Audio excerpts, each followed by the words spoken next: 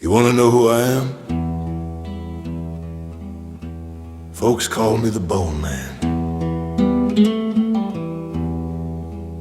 Ain't my real name, but it's the one that stuck. Tonight on Requiem Radio, William Dawson and the Tuskegee Institute Choir were legendary.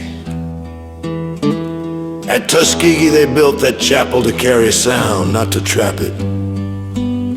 But some voices don't move on when the fire dies down or the lights go out.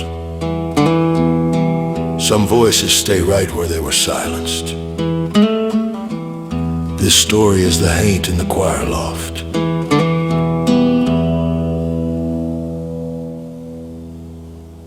In Tuskegee, Alabama,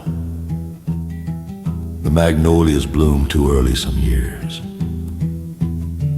The air goes soft before winter's done, and the campus smells like wisteria and wood smoke. That's when the old-timers say you ought to listen close near the chapel. Not the new one that's been there since the 1960s, all glass and angles. Not that one, no. They're talking about what came before. The first Tuskegee chapel, red brick and timber built with hands that remembered bondage and sang anyway. That place burned down in '57, and with it a century of spiritual sermons and shadows. But fire don't always cleanse what folks think it does. Back when the choir was young, the conductor was William Dawson. Folks called him a genius. He could have stayed up north and done symphonies in Chicago, but he came back south to build something of his own. In 1931, he took the Tuskegee Institute Choir and turned it into a legend. Took field songs and sorrow songs and stitched them into music that could lift a roof clean off. And still, some voices got left behind. There was a young woman named Maybelline Dorsey, May to the ones who knew her. She worked part-time at Daniel's Clothing downtown on the square, doing alterations and pressing suits for students and town folks alike. That was in the 1940s, after the store had just opened. She had one of those voices, brass and smoke, when she sang Deep River. The customers and employees alike at the store would stop what they were doing just to listen. Dawson heard her and gave her solos, let her try his own arrangements. But May didn't sing sweet, she didn't bow and coo like she was supposed to. Her voice had something in it. Grit, maybe, or grief. Whatever it was, it didn't fit with the polished sound Dawson wanted to carry up north on tour. They left her behind. In the spring of 1946, just after Easter, May was found dead in the choir loft. No foul play, no note. Just her body lying across the boards in her Sunday whites. Eyes shut, mouth open like the note hadn't finished leaving. They held her funeral right there in the chapel closed casket. The choir stayed silent. After that, Dawson stopped rehearsing in the loft. He retired a few years later. The chapel burned, the loft vanished. But May didn't. Students say her voice shows up sometimes in the new chapel during solo rehearsals or late-night prayers. A low hum from up high, a forgotten harmony sung back at just the right moment.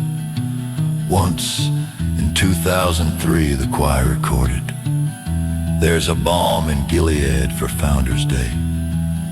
But when they played it back, there was another voice on the third verse, rich and deep, not on any mic.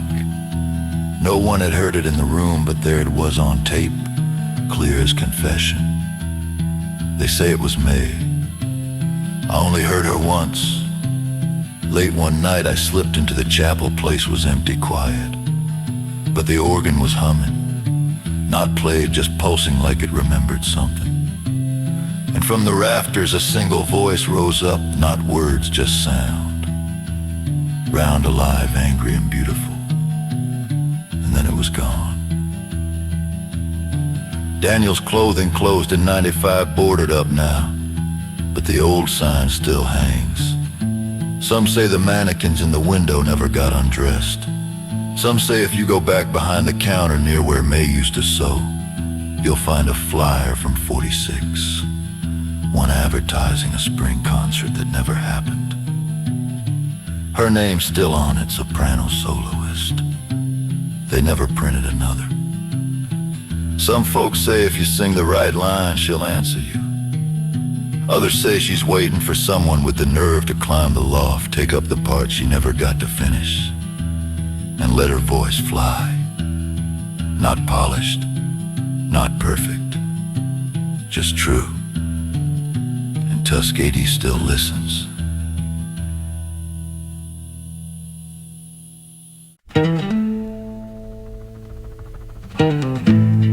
You've been listening to Requiem Radio, where music bleeds into the supernatural, and that was the Haint in the quiet loft. She sang like she meant it, and maybe that's why she still does. And if you ever hear Miss May singing, the best thing you can do is just stop and listen. Ain't gonna be no more tonight. Y'all rest easy. And don't let the dark drive you home.